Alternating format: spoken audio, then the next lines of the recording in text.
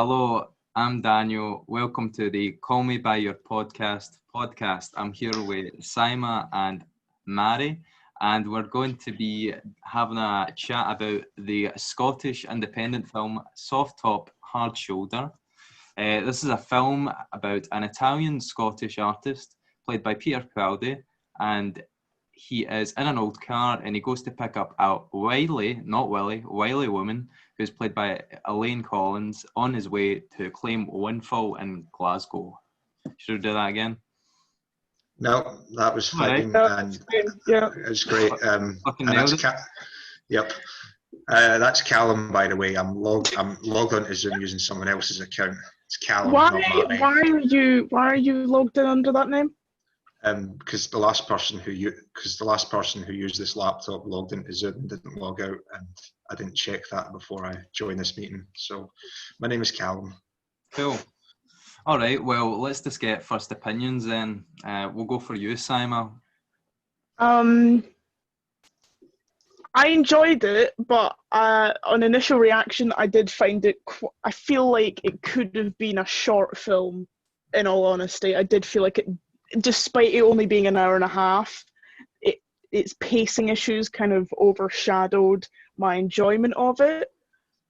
I know there was like parts that I really did enjoy. I enjoyed the bit where they got near the end with the farmers, and just little kind of pieces of dialogue that were really like good. But it just seemed a little bit too long, in all honesty, for what happened throughout the film. But I liked it. Yeah. Callum, do you concur? I went into this knowing nothing about it, so I enjoyed it initially before the actual main sort of, what's the word I'm looking for, just the main bit of the story sort of took off. I thought it had better, the jokes were decent, but then once I realised that this was going to be a road trip film, it just kind of, I kind of struggled to hold my attention for most of it, and I didn't find the sort of relationship between the two central characters that compelling, for lack of a better word. Yeah. Can I just say, I absolutely adore road trip movies. They're probably my favourite kind of film, but it just didn't work for this. And I agree with Callum. I'm pretty sure that's Peter Capaldi's wife, right? It is. I looked that up. It just didn't work. In all honesty, it's like two people that shouldn't really have gotten together, character-wise, obviously. Not. Yeah. Not having an opinion on Peter Capaldi's marriage. Yeah. For me, the chemistry was never a problem. To give my thoughts on the film, I could not stand it. I watched it twice. The first time I try to analyse it and have a go at it, just say, all right, what's Peter Capaldi trying to do here? He's writing. And then the second time I just sat down and tried to enjoy it. And I just hated Gavin, the main character, with a passion. I thought, oh right, that's a bit of a knobhead. Sorry. Yeah. This is we should say this film was Daniel's recommendation, so I was trying to be polite about it because I just assumed he liked it. Because I thought you liked this film, so I was like, okay, there's some. No, it was boring, and I've always said I could watch Peter Capaldi paint a wall. I genuinely was in that headspace, and now I've been proven wrong because I couldn't watch it. I was really bored. Oh wow! Yeah. No, I was sat on my phone the whole time. You're a big shit bags then. I can't believe you just withheld that information. I mean, we were under the impression you enjoyed this. All right, no, but I really wanted to. I went into it thinking I'm going to enjoy this. This is a Scottish independent film, and usually when I watch a Scottish film, especially, I do bump it up a couple of marks just for the fact that it's Scottish and I'm Scottish, you know. But there's a good few ropey Scottish films out there. Majority ropey, I'd say. Yeah. Aye. Well, in that case, let's just start with a plot. Did you think it was believable, interesting? Did it relate to you in any way? Well, I suppose we could just go a bit, but I liked the first bit before he actually goes on his road trip. I actually liked the wee sort of home movie bit introduction talking about his Italian family. I liked what's the name of the actor? I always forget his name. The one who played his uncle, the guy who played Victor. No. Yeah. Who's that? He was in Doctor Who. No, I can't remember his name. His name's, what is his name? He's Victor Meldrew in One Foot in the Grave, the I Can't Believe It guy. Sorry, let me just check my phone. Richard Wilson. Anyway, Richard Wilson. Richard Wilson, he's a good actor. I thought he had some quite funny lines. He did, yeah. Yeah. In fact, there were some generally funny lines in it, but it just seemed to, once the actual main meat of the story, like I said, kicked off, it just kind of went downhill there for me. So one of my favourite Uncle Sal lines was when he's saying, "Any friend of Gavin's is a bad judge of character." That's a bit. Yeah. I laughed at that. That was probably one of the best lines in the whole film, and that was within like 10 minutes of the start. Yeah. The start was strong. Yeah, I really enjoyed the whole movie kind of concept and the idea. He was from like this dynasty of ice cream makers, and he was in this he was an unsuccessful writer, and I was like, okay, yeah, this is good. This Illustrator. It's Illustrator, right? This is the kind of shit that I'd watch. So it was like, and then as soon as we kind of when the actual plot begins to unravel, it just kind of falls apart. And what's really disappointing for me especially is the main female protagonist is just so Gavin's unlikable, straight up. She is also intolerable to watch. Both of them I would just the idea of being stuck in a car with them, nightmare. Yeah, I liked neither of them. Yeah, she was very annoying. She was very wily, so, I'll give them that. Are you guys talking performance-wise from the actor, or are you talking our character? I'm talking her character. I've never really seen her in anything else, so I can't really judge her performance because I don't know if she's like that and everything, but I just didn't like how the character kind of came about. I didn't understand her motivations. The kind of twist at the end was very kind of poorly explained. Definitely. Yeah.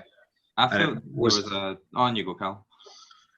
Yeah, I kind of had a look at her, Elaine Collins, I think her name is. I had a look at her IMDb list. IMDb list. Apparently, she hasn't had a screen acting role since 2003, which is fair enough. Yeah, she's very behind the scenes since. Which I really enjoyed her performance. I thought she was the only good thing about the film. I thought the way that she was written really ruined it. She got terrible lines, but in terms of her performance, I thought it was authentic. And a lot of Scottish acting, I find, especially in independent films, really just it's so pantomime-ish. But I found her to be pretty fucking real. Really, because that's what I thought. I thought her performance I felt like it's almost like a sitcom performance. Like if you watch an old Scottish sitcom, or not that old, something like Rabsy Nisbet or one of the ones from the 80s. The way she delivered her lines, it was almost. I know it's a comedy, but usually when it's a film, the kind of acting raises the stakes with the acting. So. Well, I felt also the police officer towards the end. I felt he was. Oh yeah. Doing his best. It's that guy who appears in everything. Clive, what's his name? Big Innes in Still Game. Oh, is he? Alright, because I was saying I thought he was going to do his best Chewing the Fat impression, but now it makes sense. I did like when they got into the lorry with those criminals just before the police turned up. I have to say that was I don't know. I enjoyed the change of setting for that at least. Did you like the character? I mean, they were tolerable. Yeah, context, sorry, for anyone that's listening. All five of you. The character we're talking about is they enter into a truck, and this man, I felt like he was trying to do an impression of Robert Carlyle in Trainspotting with a little bit of Well, this film came out before Trainspotting, so nobody knew who Robert Carlyle was in 1993. I'm trying to give context. Maybe I shouldn't have used the word impression. What mix of two characters would you give that character? Because he's just a fucking nutter. Like, it's just An overwritten nutter. yeah, just an overwritten kind of Glaswegian nutter. Like, you see it in pretty much most Scottish independent films, especially if they're based around Glasgow. Like, it's just, he's like that guy. Yeah, Yeah. you're right. Yeah. That's so much better description. I think we should jump back to the start and keep going chronologically because we're a bit all over the place. Yeah, Yeah, we're all sort of assuming that everyone else has seen this film. But that being said, it has actually had a Blu-ray release with like a nice hand-painted recover of it. So there's obviously some demand for this film. Who was it released by? Do you know? BFI possibly. Yeah, it's on the BFI website, so that makes sense. Wow. I just want to start off with a wee bit. This is just after the montage. He uses two phrases which you wouldn't get away with nowadays. It's "I'm an artist" and "they knew nothing about art." See, if I was to say that, I'd get absolutely slaughtered. But because it's Peter Capaldi, and I don't know, is he a dreamboat? Is that why he's getting away with saying something like this? Like, Wait, remind me of the line. What? All right, I thought you were about to say like something that would be like seen as not being very politically correct in the current age. What do you mean? No, it was just being a wanker. yeah, he was like, Basically. "I'm special. My family doesn't understand me. They don't." That's Yeah. but that's like it's an age-old trope. I'm the artist and wasn't interested in the family business. I want to dance, etc. I find that bit almost satirical because of how heavy-handed it was. I thought it was like kind of poking fun at like that kind of trope because I was like, surely they can't like be like making us take this seriously just because of how kind of laboured the dialogue was around it and how like so cliche like the stuff he was saying. David Bowie poster on the wall, so you know. Like I was like, is that like? Because I was like, that's the joke, right? That's the joke. He's a wanker. Because like, surely not. Like the dialogue he was given about being like, you know, that like they could tell he was special or something. I was like, you know. Yeah. I mean, to be honest, a lot of 90s films, I mean, we'll feel that about films like there's certain types of dialogue that seem very time of place in a film like that. Okay, I think that raises the question of whether or not Peter Capaldi wrote this and he also starred in it, which makes me think, is he It's a vanity project. Yeah, that's my question, Callum. Is he intentionally trying to write a funny character, or is he trying to write the most dislikable character to ever exist? I don't think he was the most dislikable character to ever exist. To be honest, hyperbole, but you know what I mean. Yeah, I mean, to be honest, because I found the other main characters before, I can't even remember. Yvonne, her name is. I can't. Oh yeah. Gavin and Yvonne, these are our two lead characters. Because I found her kind of performance and the line she wrote, I found her so annoying that him being an arsehole didn't really grate me so much. I'll have to agree with that because at the beginning I was like, right, you're a tit. I don't think I'm gonna respond well to being on a journey with you. But when Yvonne is introduced, because I found her so kind of like agonizingly like kind of grating and just kind of very like nail on a chalkboard kind of vibe, like his arsehole-ish nature and like his just like kind of just disposition became kind of drowned out, not because she was a worse person, because he was definitely the worst person of the two, but because she was like more irritating. Wow, I would have to argue against that fact. I've got a list here titled "Why Gavin is a Dick." So he's constantly talking down and patronising Yvonne. He throws temper tantrums. He literally abandons Yvonne for not committing fraud. And then he almost kills Yvonne by being a stupid driver. Then we find out that he's only going up north so he can get money because he doesn't want to visit his dad for his 60th birthday. Knew that from the start. Yeah, we knew that from the start. It's not a surprise. Well, that just to sorry. In all honesty, the credit card fraud, I'd be annoyed at that as well because you're stuck in the middle of nowhere, and the person you're with isn't willing to kind of dip their toe into some illegal activity to get you out of that situation. I'd be irritated at that as well. I'm going to be honest. Can someone give a bit of context to that scene? Right, so in fact, I feel like we should give a bit more context to the character of Vaughn. So, Yeah. as we've said, Gavin, failed Glaswegian artist living in London, gets told about, is it somebody's birthday? Is it his mum's birthday or his dad's? His father's 60th, and his uncle has come down to London to tell him about it. And that if he doesn't go, because he's not planning to go, he won't get the inheritance from the ice cream dynasty. Yeah. So their family's ice cream dynasty, they had to sell it, but they've managed to make a profit. And his uncle tells him that if he turns up, it will be shared. It will all be shared amongst the children. So that's his motivation to go down, as he has no money. And yeah. So anyway, along the way, he runs into a hitchhiker who helps him when his car breaks down, but then he drives off without her. She's going to Glasgow as well. And there's a bit of mystery around her. She's got lots of money on her, but she tells him she doesn't have any. And she's evading the police for some unknown reason. Right, so that's given the context to her character. Yeah. So yeah, here's the thing, like, when they explained what the big mystery surrounding her was, like, it didn't really seem that compelling. Like, yeah.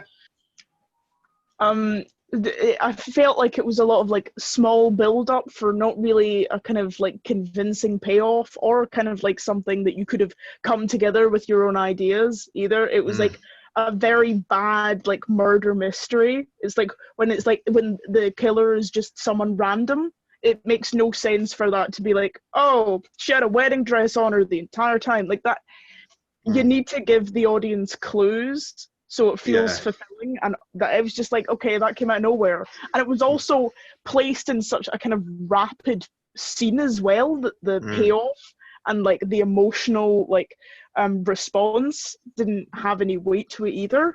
Are you talking about the scene where they get out of the van and Gavin finds out that Vaughn's had this? Yeah. And it's all just like at the same time, and like it's just there's no room to breathe in that moment. And also you've got like 15 minutes of the film left as well. That feels like very late to like, reveal this. Well, I didn't so much mind the timing of it. I had like a couple of questions in regard to, see Yvonne having this money. She has every right to keep that from Gavin.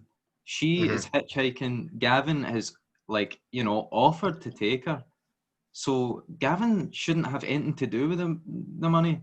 And if she doesn't want to use that, that's absolutely her decision.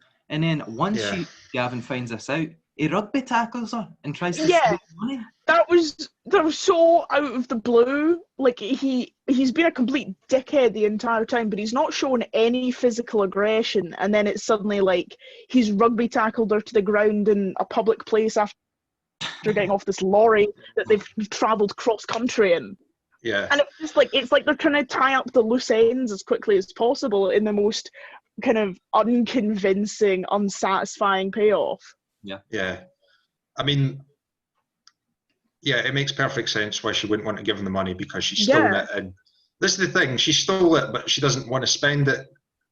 I just found that... and also, to be honest, if I had to go through all that and it turns out the person I was with the entire time had money on them, I'd be pretty pissed off. Yeah, see, that's the thing. She completely in her right to not give him anything because she doesn't owe him a thing, but it gets to the point where that starts to give her a disadvantage and starts to make her life more difficult as well. See when there's that turn where like it starts to be an inconvenience, she should have done something with the money. Because it starts to actually cause problems for herself. I don't understand why she wouldn't just be like, right, well, this is my money, this is I have authority over this, you have no right to it, but this is starting to be an inconvenience, so I'd like to use it for my benefit now, goodbye. Yeah, it does bring up the question of why she stole it in the first place, because she is shown to be a very honest person after giving back the credit card. So yeah, she's the moral centre of the film. Yeah, exactly. She keeps telling people to stop smoking in non-smoking areas, which is, I understand that's supposed to, pinpoint that she is the moral centre, but it just seems kind of, out of place. I kind of didn't mind that as like a callback in screenwriting, you know. I thought it was kind of smart to have her say that at the start to That's Peter her thing. Capaldi, then go on to say it to the murderer. Bringing up the murderer, what did you both think? Just a bit of context. There's two jokes in the story, and one of them is about a Hoover, and then we cut to Peter Capaldi hoovering in the Highlands, and there's another one, and it's a news segment of a serial killer in Scotland. Totally, you know. What did you guys think of that? The second one I thought was quite... Sorry, go ahead, Simon. No, you go. It's fine. The second one so to give context to that, they managed to find themselves in a truck stop cafe and thinking, right, somebody will give them a lift. There's only one guy in there and he looks a bit rough, got a scar on his face and a shaved head. Peter Capaldi's about asking and he looks at him out of fear. Then it cuts to a sort of fantasy of a news report where this guy's been led away in handcuffs saying the hero and his companion were unlucky enough to find... What was it? The heroes and companion had been killed by Scotland's most notorious serial killer. I thought that was funny because of the timing. And the second one is, what was it? It was something to do with, she told them that, what was it? I can't remember what the setup to the joke was. Neither can I. It was something about him calming down, but I don't understand how the hoovering came into it. Oh yeah, she says to calm down you need to do something. You should do to calm down. You could do this or Hoover. And I suppose the joke is, well, he's driving in a car in the countryside, so he doesn't have a Hoover. So it just cuts to him hoovering in the middle of nowhere. That is really strange. Zany. Yeah, and despite like the misplacement and kind of the weird, the kind of like environment that sets up for a second, it's honestly the Hoover scene and the kind of murder newsflash scene are probably the most entertaining parts of the film, because it like alludes to a film that could have been that's like more interesting and slightly more abstract. And the film's identity overall feels like it's quite lost because it wants to be like this like kind of indie kind of like, you know, road trip kind of vibe and like a sort of like romance, but it pulls off none of that. And then it's got these kind of like little kind of like the Hoover scene and the murder news flash scene, like when you like look at them you can almost see something that like, you know, could have been like quite mildly like more entertaining. But I totally disagree with that. I'm sorry. I think that was the final straw for me when they like broke the fourth wall. You're like, this is supposed to be an authentic, cute, romantic little indie film, and then they have to go and ruin it. I do feel like the identity of the whole thing is completely all over the place. Simon, what do you think the tone was of this film? Off. Like, put it simply, it was just... The what for this film, sorry? The tone, what do you think the director and the writer were going for in terms of tone? I suppose... I mean, this is the thing. I'm not the biggest fan of road movies because... Maybe it's just because I haven't seen enough good ones. Or I remember I used to like Yusin. I remember I used to like them when I was younger, but it usually just ends up them getting waylaid in some really annoying, contrived way, or they just run into all these various wacky characters. And I mean, there wasn't actually too much of that in this one. They didn't actually meet too many eccentric people. There was the gay man in the... Was he gay? The man who they found the credit card, who they returned it to. I know. It's not really important anyway, but like the man who gave them 30 quid after they returned his credit card, the man with the not very common name. Yeah, and the two dead dogs. Yeah. Yes. Yeah. Yes. Up there with Big In Tupac now. Right.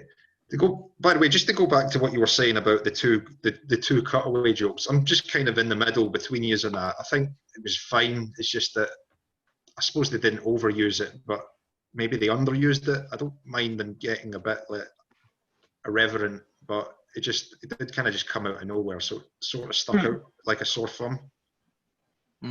Maybe there was those two radio reports to kind of allude to the fact that it was a wee bit silly, not taking itself too serious. I don't know if you picked up on them.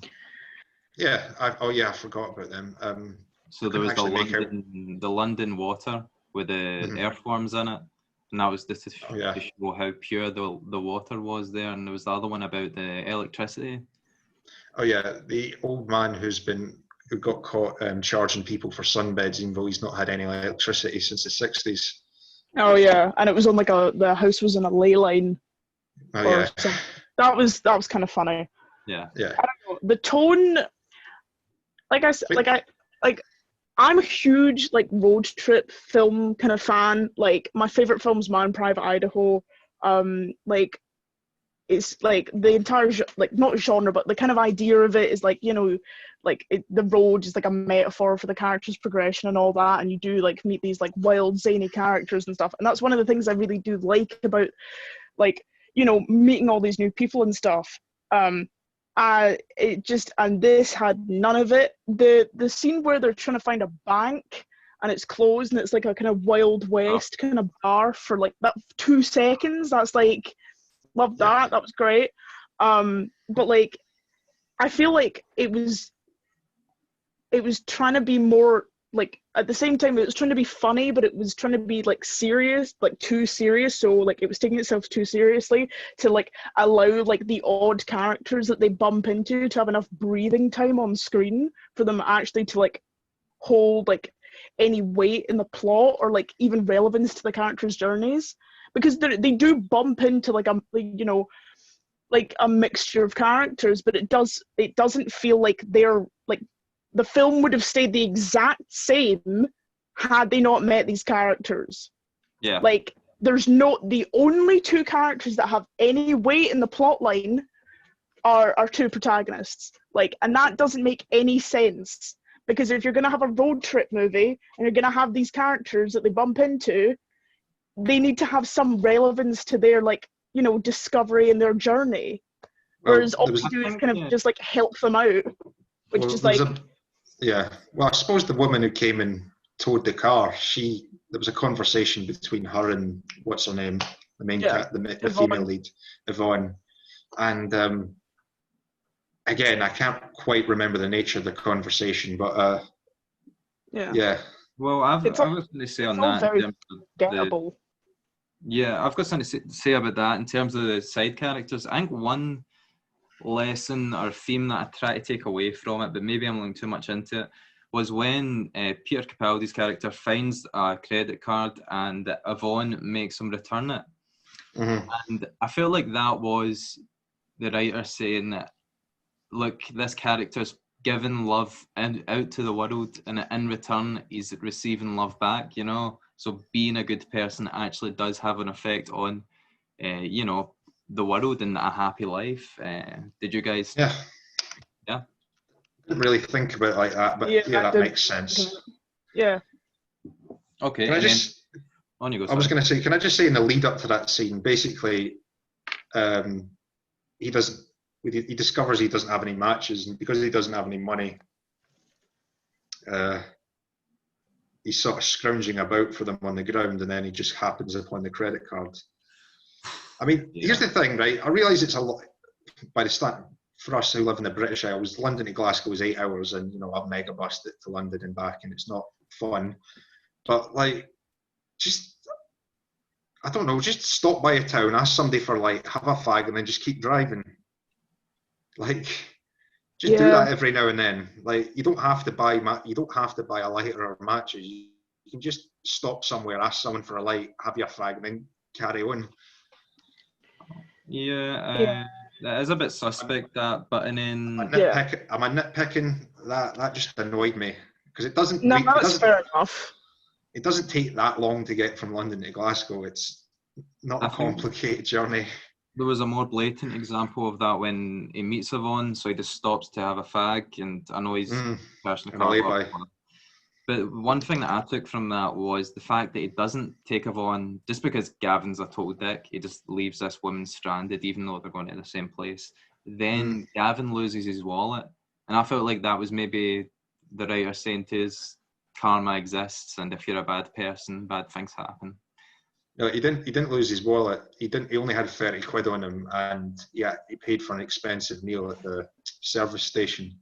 Yeah, but he also lost his wallet at the. Yeah, but left it at the service station on the chair. There's like 2 shots to it.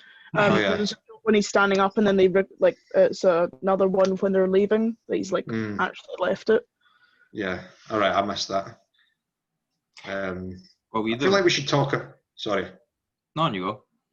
I feel like we should talk about the nature of their relationship. So, as is the cliche of old films everywhere, if there's a male and female lead, they inevitably have to get together. But I just felt like, well, sort of. They didn't kiss or anything, which was... No, did they? He wakes up in her bed. When? So she sleeps on the couch. By the way, Gavin... No, he sleeps... sleep on the couch. Did they? I thought he was asleep on the couch. No, man, I promise you. So Gavin makes Yvonne sleep on the couch. Then Gavin wakes up in the couch and he starts whistling. Then they do the slosh. Oh yeah, the slosh. Yeah, that was their bonding moment. That was their footloose bonding moment, and that was kind of it. They didn't really have that many bonding moments that made them seem like they were going to get that close together. So yeah, when they make up at the end, chemistry between them, which is baffling because they're now a married couple. Oh, they were married at the time. Or were married. Is baffling because there's nothing. And maybe it's because he is so genuinely unlikable and she's like very irritating. But like, it just feels like they didn't develop, like, in all honesty, it just felt quite a lazy film with a lot of nice shots of Scottish countryside. I feel like the characters were really underdeveloped. Like, the relationship between them just didn't evolve. Like, their opinion of each other is, like, not their opinion, but their relationship with each other is pretty much the exact same as it started, apart from now we're supposed to believe that they're, you know, have romantic feelings for each other. And, like, that kind of trope where it's just, like, the two male and female protagonists like, you know, developing feelings for each other feels forced at the best of times. But this was just, it made no sense. And like, you could see it from a mile off, and I thought surely, like, you know, something will come of it, and it nothing came of it. It was just uncomfortable because it wasn't remotely realistic or, you know, something you were rooting for. Yeah, I mean, even within the confines of the slightly offbeat comedy, like, it just didn't work. Yeah, and you see, he sort of comes full circle because, like, his dad's going to hand him the envelope that's presumably full of his inheritance, and he just says, "Oh, it's fine," waves it away, and then the film just ends. The entire film, this dickhead has been like, "I'm getting my inheritance," and do you know what? I knew they were going to do this. I knew, like, he was going to, like, turn up and be like, "No, I don't need it." I'm like, that's mental. That's, like, just from, like a normal perspective, if he was just an average guy, that is, and he did that, mental. That is genuinely insanity. What, like, from, like, a financial perspective, he's got no money. He owes so much rent, and he's got no prospects, and he's like, "No, I don't need it." Yeah, maybe he's taking after Yvonne. And given that she's not going to spend that envelope full of money that she had, like, they're both skint. It's insane. It's batty. It makes no sense. Like, he has no money. And we're recording again. And we're back. Sorry about that, folks. We're recording this on Zoom, and our meeting ended. So, Simon, as you were saying, ends. He does the right thing. He does the honourable thing, but it doesn't really make much sense given his financial woes. Yeah, it's like, I understand where they're going with it, and it's supposed to be the right honourable thing because he's not supposed to take advantage of his family members for money. But the thing is, that would make sense if he was, like, financially stable or even, like, could pay his rent. But he has no money. So guess what? Your newly found love interest, who you spent the whole movie hating, is not gonna, like, solve your financial woes at all. I didn't have a problem with that at all. Like, I don't know why you guys were angry at that. I'm not angry at it. It's just like, it was so predictable. I've seen films predictable. Yeah, and it made so little sense. But there's worse things that happen around that time. For example, when he does arrive in Glasgow and he's driving, and there's a montage of him driving down to his family's house. They could have cut that. Yeah, They could have that was awful. Are we, the audience, supposed to root for him and be like, right, get there for 7:30, you know what I mean? Get there for 7:30 and steal your family's money, you know? Yeah. I think It's not it's supposed stealing, it's inheritance. Yeah, Well, I think it's supposed to show that, you know, it kind of all this build up and then they open the door. He rings the bell and then he opens the door and he's not there. I suppose it's supposed to see him having a change of heart, and that's supposed to be a kind of visual indication. But you know, he's changed despite there being no evidence that he's been even developing as an individual the entire film. We've not had little moments to see him becoming a better person at all. He's remained a solid wanker the entire time, and then suddenly flips a switch. Yeah, I mean, there was that bit where the car breaks down and they're in the car and it's the dead of night and it's raining and they have that conversation. And again, because this film is quite forgettable, I'm guessing that was the bit where he showed his softer side, and I just can't remember what he said. I can't remember how exactly he showed his softer side. He was just chatting about his family, about how the ice cream room was always cold when he would go in, even during the summertime. Thanks, Daniel. I tell you what, because I didn't know really anything about this film going in, I thought the story was going to take place in Glasgow and he was going to get involved in some mad scheme involving his ice cream making family. And I thought that was what was... It didn't occur to me that soft top, hard shoulder was referring to the fact that he had a soft top car. I thought it was an ice cream reference. But that's a great name for a movie, by the way. That's why I picked it, because I thought, this is going to be the business. I think we should kind of change the direction of this and look for positives, because I mean, if Peter Capaldi ever listens to this, like this one podcast on his movie, and everyone Peter Capaldi will not give a flying shit. Think so? Yeah, Peter, don't take any notice of what we think. You know what I mean? We've not done anything. You're a great man, but and I'm still I could still probably watch him paint a wall, but this is just terrible. I mean, have you watched that? I think it's like The Curse of the White Worm. Oh God, I saw that not too long ago. With Hugh Grant. Before they were famous. That is, it's terrible, and B, it's the best thing I've ever watched. And they're like so young in it. It's great. Like, I mean, like I was like, if I could watch Peter Capaldi in this, I can watch him in anything. Yeah. I was mistaken. Okay, maybe we'll leave that one for another episode. We should definitely watch that. So no positives, guys. No, we did that. We liked the initial bit. I liked it when it was in London. Yeah, okay. And I liked the kind of found footage film of him and the Italian family, and I liked how all his uncles have really stereotypical Italian names like Giuseppe and like Salvatore. That was really funny. And I liked sorry, go on. It was a strong start, genuinely. Like, I enjoyed the beginning. It was just when it actually got going, it was like, is this it?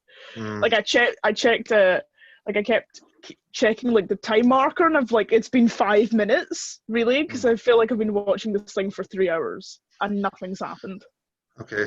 Well, I suppose then it did genuinely feel like travelling up between London and Glasgow. Yeah, they got that feeling just right.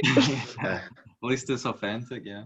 I think one thing that I thought then, just because I wasn't laughing and it's a comedy, is I thought maybe this is like, this is what the man of Glasgow is, of like the, growing up. I don't know if it's boomer. I don't know if Peter Capaldi's a boomer, if he's like he is. He's a boomer. Late 50s, he's a boomer. Yeah. So that's what that felt like to me. It felt like a generation gap. It felt like what someone who's a boomer would find funny, for example, when they get picked up and they drive like 2 seconds down the road, then they go out of the car again. Really... I feel like if I showed it to my mum, who was like kicking about with Peter Capaldi back when they were like in their 20s, she wouldn't have found it funny. Think so? Yeah. I think it was just genuinely quite a bad movie. Right. All right. Maybe I'm being forgiving because it was a low budget film, and it wasn't really until we sort of headed into the train spotting era that British films started to get more money put behind them. But especially Scottish films. Yeah, so like it had a good cast. I'll give it that. Yeah. Actually, Yeah. and like I said, what's his name? I've got his name here. Richard Wilson. Brief as his time on screen was, I enjoyed his performance, and I thought he had some genuinely funny lines. It's good to see how, like the actors when they were a lot younger than we're used to seeing them. I always enjoy that. Yeah, and I didn't think Peter Capaldi's acting was bad. No, absolutely not. A couple of moments were a bit suspect. Like, for example, his best Billy Connolly impression outside the bank. Yeah. Oh, that's something that ages the film. That banks used to not be open on a Saturday. Yeah. Well, I tell you, I had one bit of nostalgia from the film. The bit where in their car and she offers him a travel suite. Like, I haven't had travel suites since I was a wee kid. Yeah. I don't even know if they still make them. They do. They're in a lot of petrol stations. Yes. I was fascinated by the packaging. It's a good bit of banter that Yvonne was giving him as well. I thought Yvonne was quite funny, like when she was talking about the travel sweeties, how why they know there's real sweeties, or when she was singing the song about what is it, Gavin's Nippin's Rippin'. Oh, she was singing what is that coming round the mountain? Aye. God, I remember many a fucking primary school trip having to sing that. Yeah. No, I found her stuff kind of like hit or miss and sometimes quite forced. Yeah, because she was, I suppose she was just meant to be a bit quirky and, nice, but you know what I mean? Obviously, she was meant to be a bit irritating, and that's the cause of conflict, because all films have to have conflict. But yeah, I didn't find her that particularly endearing or charming. She was just kind of annoying. Is she a manic pixie dream girl? No. She's not underage for a start. Do you have to be a manic dream girl? Well, a lot of them are. It's kind of like a thing of and I suppose genre. I suppose you have to be conventionally attractive as well. I'm not making a crack at Elaine, whatever her name is, but no. I found her very attractive. Maybe that's why I did like the character.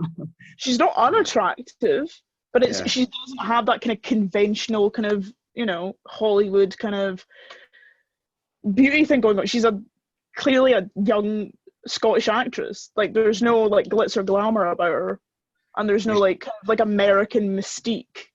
Yeah, well, that's the thing. She was supposed to be mysterious, but yeah, it didn't feel mysterious. It just felt off. That's why I think she was supposed to be like a kind of manic pixie dream girl. Obviously, before that trend kind of occurred in cinema, but she was like an early version. I understand where you're going with it, but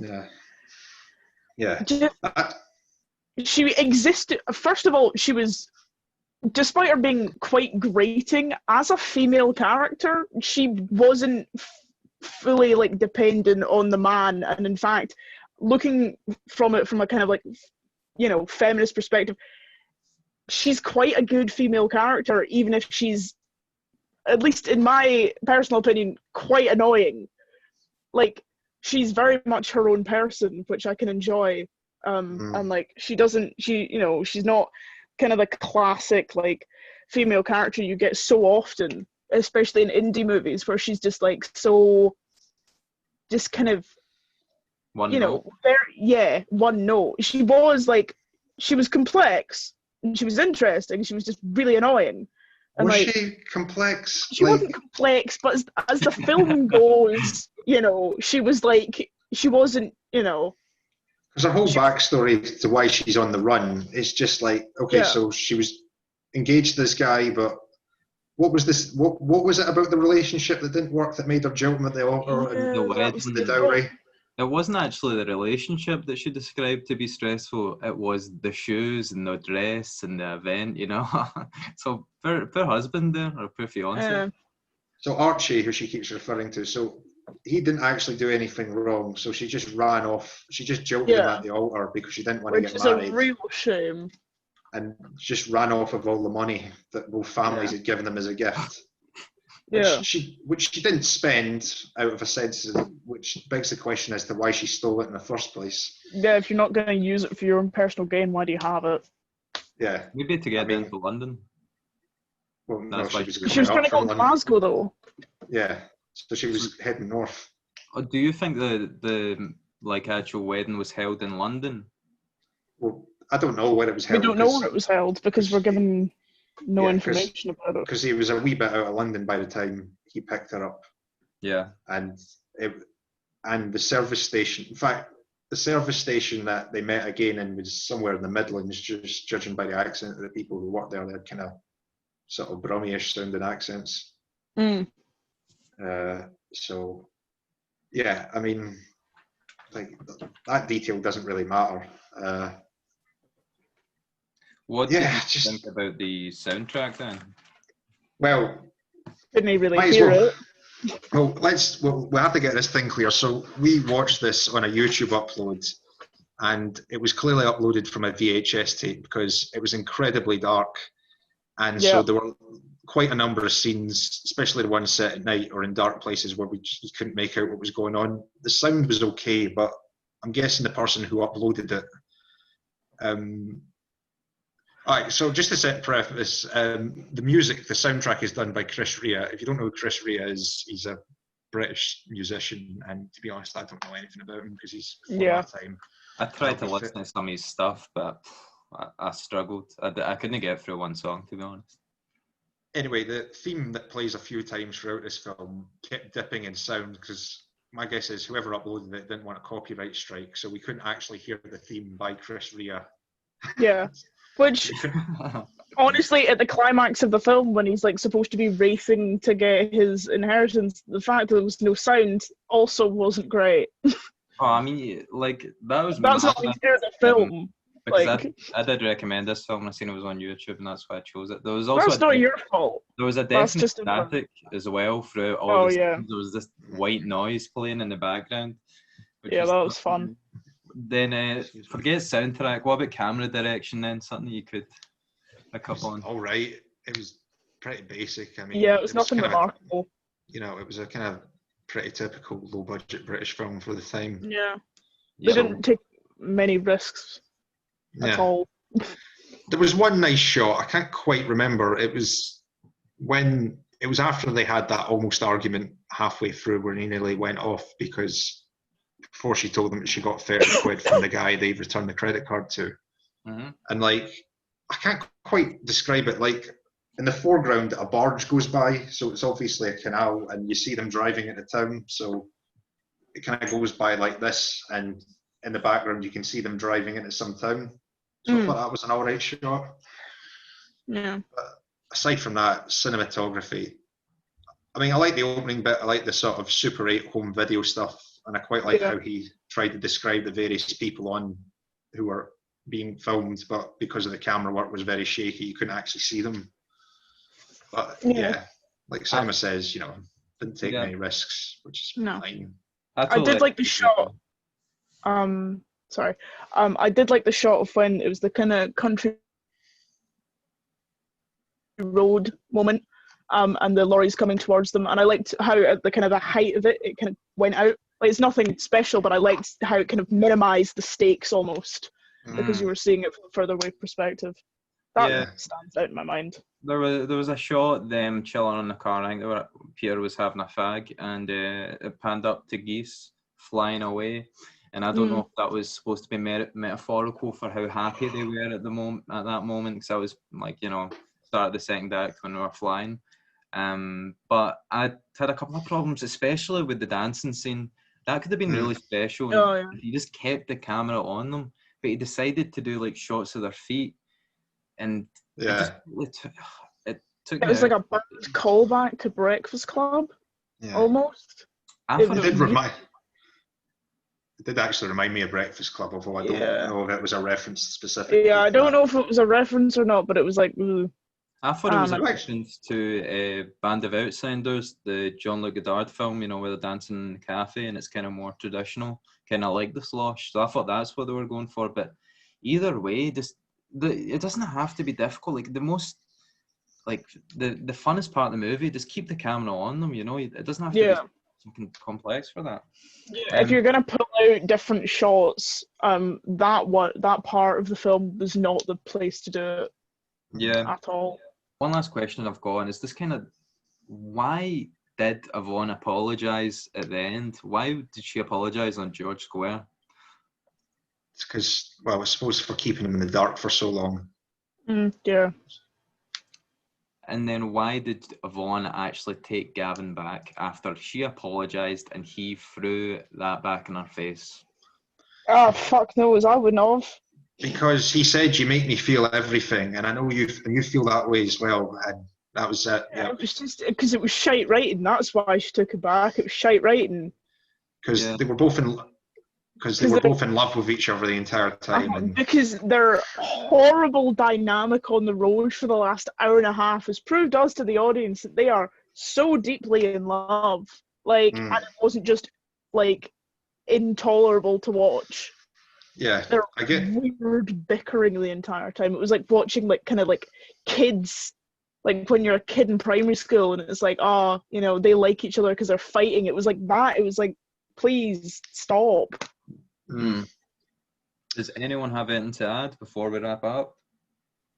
Peter Capaldi looked great in the film. You reckon? Yeah, it looked really good. That was it. That's kind of right. I think it was. That's right. I was actually going to ask you that because I remember you saying you tend to find not classically good-looking men the most attractive. Yeah, Peter Capaldi. He's up there. He looks really good in it. I like that. Yeah. But yeah, that's all. That's kind of what I enjoyed about it. If we'd seen the film, a better quality copy of the film, would we have enjoyed it maybe a bit more? I don't think the quality of the footage affects it that much because it is low budget, so it's not like you're missing out on like crazy CGI things or anything. Like, I feel like the story should carry it, and the nice shots did carry over quite well. Well, if there was one thing this movie needed, it was a bit of CGI, Simon. You're right. CGI. I'm just saying, like, you know, the quality of the footage didn't really, at least for me, detract like an experience. Yeah. I mean, it made, like I said, it made it quite difficult to know what was going on in certain places, but no. Yeah. At least it would have been visually pleasing, if not anything else. Look, I think this is an absolutely terrible film. It's just kind of mediocre. Yeah, it's just kind of average. And just kind of irritating. And a bit dated. Yeah, I mean, it's not Cats. Like, I could watch it again. I'm probably just a bit dull, that's all. Yeah, just would rather not. Yeah, I just rather wouldn't. Yeah, I know, it's a 2 out of 5 film. 2 out of 5, wow. Yeah. It's not horrible, it's just meh. Yeah. I agree with that, aye. Cool then. Well, I was worried that we wouldn't have anything to talk about it because it was quite a shite film, but at least we... That's what I was. I thought we wouldn't be able to talk for this long. Yeah, because I was watching it and I was like, oh God, I really don't want to talk about this. But all right, it was irritating enough to, you know, stretch it. Wait, so had you not seen the film before you suggested it? No, I didn't know anything about it, other than it was Peter Capaldi that starred and written in it. I just assumed that you had seen it. That's why you recommended it. Yeah, so did I. Oh, right. That's why we were being very polite at the start about it. Yeah. So we're like, oh, I must like this. Because he wouldn't inflict this on us if he didn't enjoy it. Surely not. I'm sorry my taste is that terrible. Okay, well, next time we'll pick a film that we think everyone else might enjoy. Yeah. Yeah, so... One last thing as well. We're trying to come up with a podcast name and we can't. I think it should be Call Me By Your Podcast. I suggested quite a few. I think it should. All of them were terrible. Yeah, all of them were awful. I'll read them out now, and then whoever comments on the YouTube video, which I'm sure my mum will, so my mum can send it. The options are: Call Me By Your Podcast. They may take our lives, but they'll never take our podcast. Alice doesn't podcast here anymore. Schindler's Podcast. I'm going to give him a podcast he can't refuse. The Spare Room Podcast. That Podcasting Feeling. Podcasting at the Beach, Meet Dave, a podcast dedicated to Meet Dave. What else we got? You Want the Podcast, You Can't Handle the Podcast. Hey, I'm podcasting here. You Had Me at Movie Podcast. I Love the Smell of Podcast in the Morning. Say hello to my little podcast. And Hosting, We Have a Podcast. Okay, cool. No, wait. I put more than two. I put more than one in there. You deleted one of mine. Yeah, they were shite, mate. What one did I miss? They can't be shiter than Call Me By Your Podcast. That sounds like a Look. BuzzFeed joke. Right, Like, look. come on. I really don't want to do a podcast that's just the name of a film and the word podcast attached to it. That's why it's Yeah, fun. this is like millennial Okay. puns, man. We can No, do we're- better. We're being I did ironic. the spare. Okay, mine was the It's spare not- room podcast because I'm filming this in my spare room. Yeah. It's not 2012. Things aren't funny if they're ironic. Yeah. Come on. Okay. I forgot irony Why in don't- 2012. It did. Nah. It Why don't we- stopped. It completely stopped. Everything's been 100% genuine since then. Why don't we call ourselves the AYU podcast, the As What Yet is- Untitled podcast, until we come up with a name? That works. I like Yes. that. Mm. The AYU I don't know podcast. if I'm keen on it. Daniel's like, Daniel, this is democracy, Daniel, and yeah, exactly. This But- is a democracy. Yeah, but I'm editing it, and so I'm probably going to make the page for this as well. So I might just call it the Call Me By Your Podcast. Okay. But I'm no. I'm sorry, it's a resigning matter for Yeah, me. we'll state a coup. I swear to God, coup. Fair enough. The Okay. AY, it's only a temporary title, a working Yeah. title, as they say in the business. Until we come up with something better. Yeah. Yeah, cool. It shouldn't Alright, take too long. I'm ready to wrap it up. So Yeah. Okay. if you guys have got anything else to add? No. Nope. No. Still, all we have to say. Yeah. Wouldn't recommend the film, but Definitely wouldn't. not the worst film in the world. No. Okay. Well, peace and love to all the viewers, all listeners. Bye. Alright. Bye. Bye. See you later. Okay.